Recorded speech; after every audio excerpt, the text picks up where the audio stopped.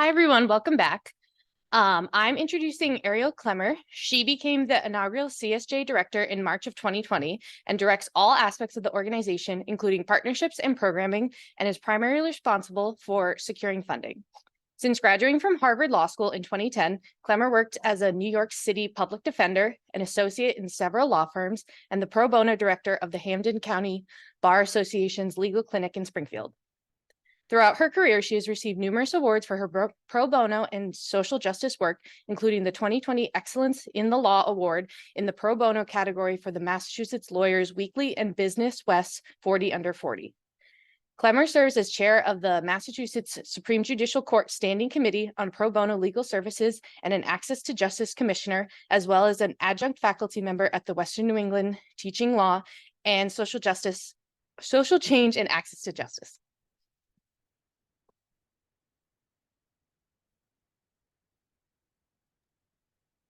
Great, thanks so much. Thank you for the introduction, and I've really been enjoying today's activity so far. This is such a terrific series of speakers and such an important topic that it's really been great already today to be part of this symposium. Kudos to Andrew and the entire law review team for a job well done in putting this all together and for facilitating critical discourse about an exchange around this concept of race in the law, which as we all know is really inextricable. I'm here today to present about the Center for Social Justice and the work that we do to promote social justice here on the ground in Western Massachusetts. I'm going to give you an overview of our many client-facing initiatives and also present to you a bit about our Access to Technology Lab, which encompasses both our free legal kiosk projects and our Justice Bus initiative. And then if time permits, at the end of that, I'm happy to answer any questions or happy to be contacted after the fact if anyone would like to chat further. I'm assuming you can all see my screen and I'll forge on, but Andrew or anyone else, please let me know if I need to make any adjustments. Looking good. Great. And advancing. So as you may know, the Center for Social Justice's mission is to advance justice. And we say that we advance it through 5 different pillars of research, education, advocacy, innovation, and public engagement. We really do try to effectuate work in each of these areas, and that really runs the gamut from doing research during the height of the pandemic on the impact on self-represented litigants of the court system going completely virtual, to hosting community know your rights and listening sessions on legal topics, to partnering with like-minded organizations in the community to promote strong social justice policy. We really do it all here. We envision ourselves as a true hub of social justice activity for the law school, the university, and the community at large. Who we are really starts to speak to today's topic, which is, the way that we're really at the intersection of race and the law. We strive to be a center that understands the root causes of systemic social injustice, and through that working of understanding develops innovative human-centered solutions for change.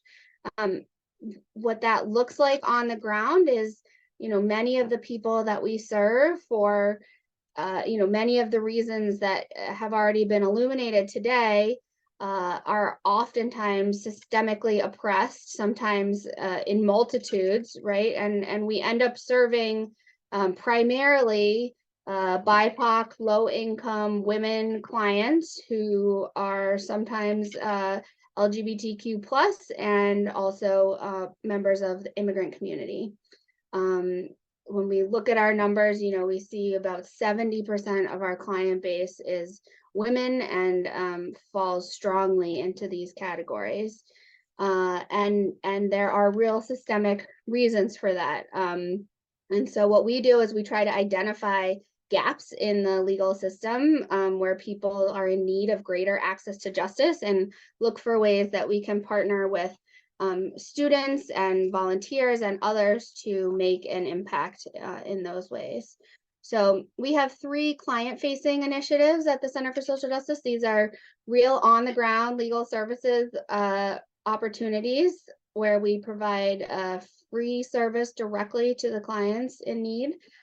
We do that in the consumer debt context, in criminal record sealing, and in helping people make gender-affirming changes to either state or federal documents. So I'm going to go through these quickly today, given the time frame that I have here, but again, happy to cover any of this in another forum hour afterwards. So our consumer debt initiative really comes from a financial resiliency goal and economic empowerment, as well as trying to assist people with legal system navigation. You know, so often we find that people just have no idea about their legal rights, and something like consumer debt is one of those areas where oftentimes people don't even realize that it's a legal issue. You know, they sort of think of this more in economic terms, in terms of personal activity terms, and are seeking support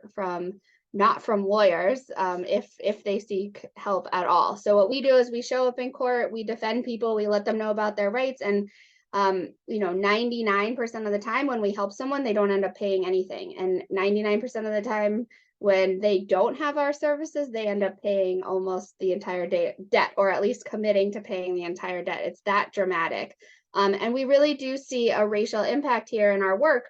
Across Massachusetts, about 20% of the population has a debt that's in collection, but here in Hampton County, in communities of color, the number is over 50% of households, an astronomically disparate figure here, and one that we are trying to address through our program.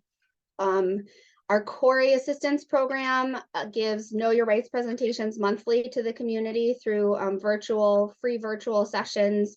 This, as well as pop-up community events that we do several times throughout the year, are really employment and economic empowerment objectives for those impacted by the war on drugs. You know, most specifically, people of color impacted by the war of drugs, which as I'm sure you all know, is the outcome of that campaign. Our gender affirming identification project, as I said, helps people make changes to state or federal documents.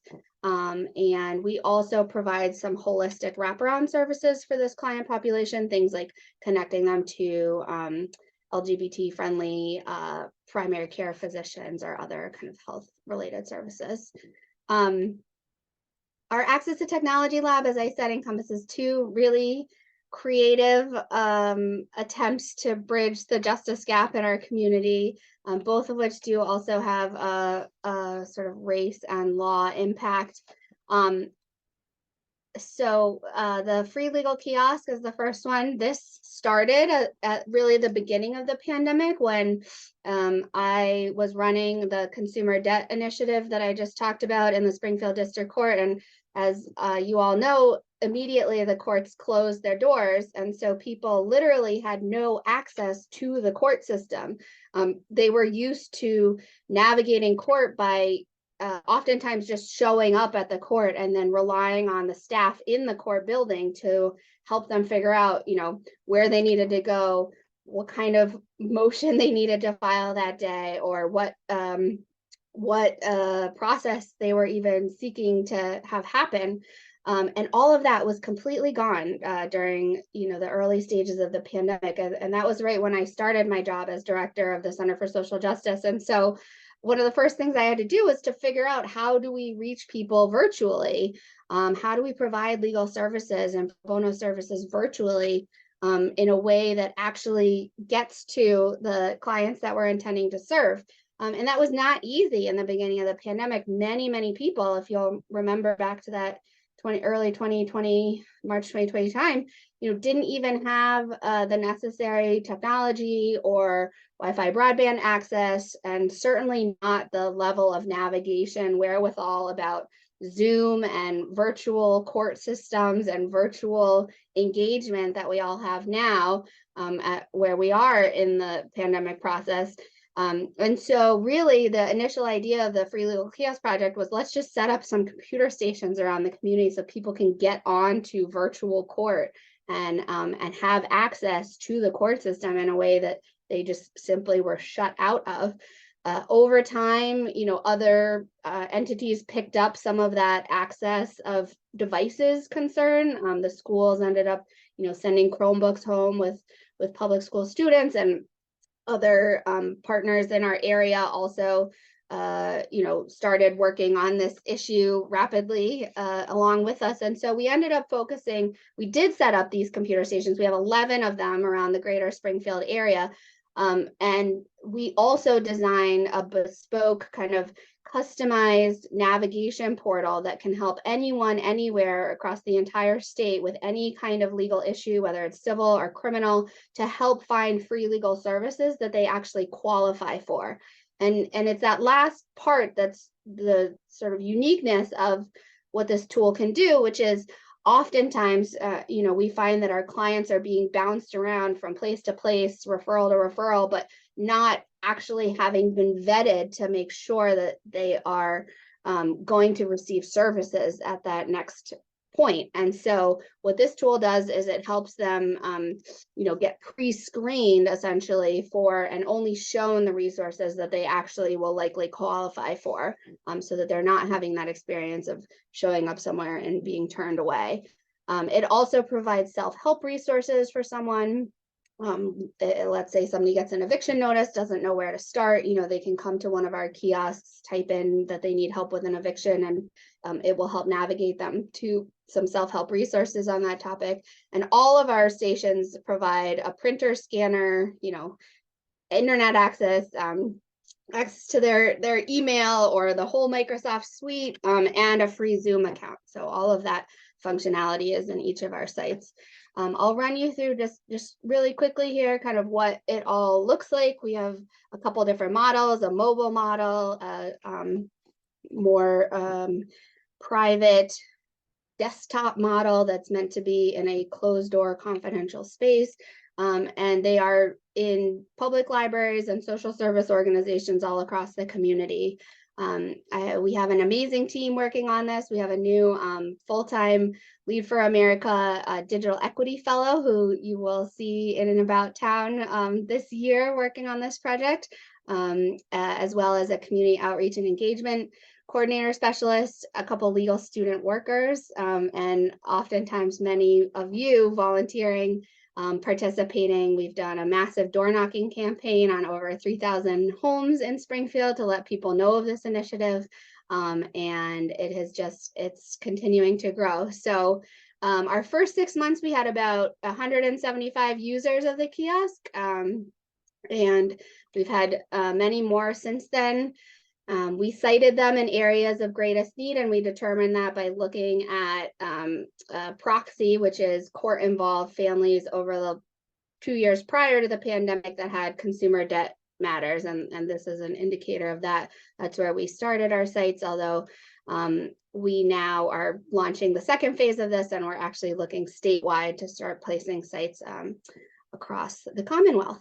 This is what the interface looks like. I'm not going to go really into depth here into the nitty gritty of it, but if you want to see one, there's one in our law library downstairs, and it's all of our sites are free, open to the public, and able to be checked out at any time.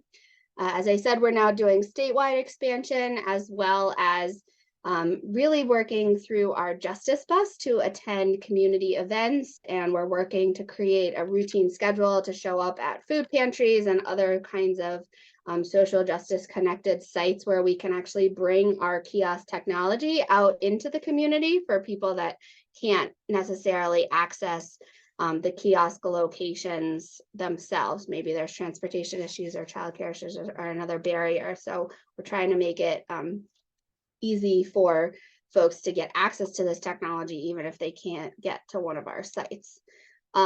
This is what our justice bus looks like. It's fantastic. We got a donated Mercedes Sprinter van that we have customized a bit. And as I said, you know, different volunteers, law students, and others come with us, go out and about into the community. And it really just helps us get the word out about our services and to be able to bridge some of the barriers that people often have in getting access to the justice system, and unfortunately are often broken down by race. So I'm gonna leave it there for now, though I see there might be a couple of questions in the chat, and I will, oh, yep, okay. It's just letting me know about timing. So at the end of the day, you know, race and the law is at the heart of what the Center for Social Justice does. I appreciate the opportunity to share a little bit about that with you here today. And if anyone wants to reach out following today's program, I'd be happy to discuss further. Thank you.